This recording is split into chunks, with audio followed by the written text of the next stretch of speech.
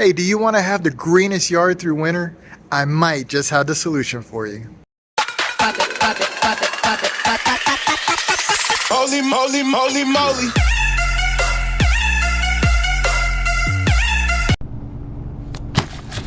This is the main reason why I was able to stay greener longer through winter last year than everyone else in the neighborhood.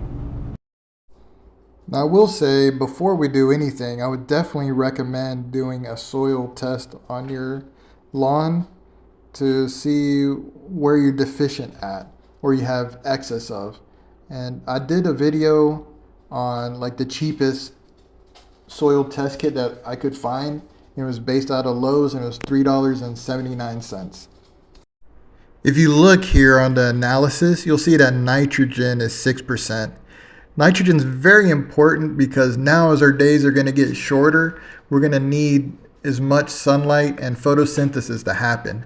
And that's where nitrogen kicks in. It helps out with the photosynthesis to keep your lawn greener longer.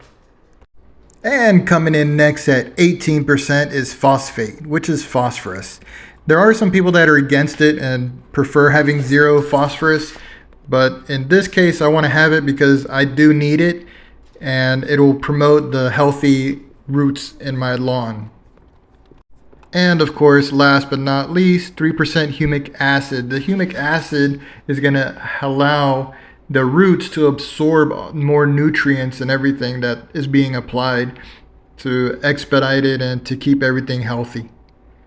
Next is the application information. It just gives you all the basic do's and don'ts, and it's pretty simple and straightforward. Here I am starting the application. The nozzle has 3 settings: off, water, and mix.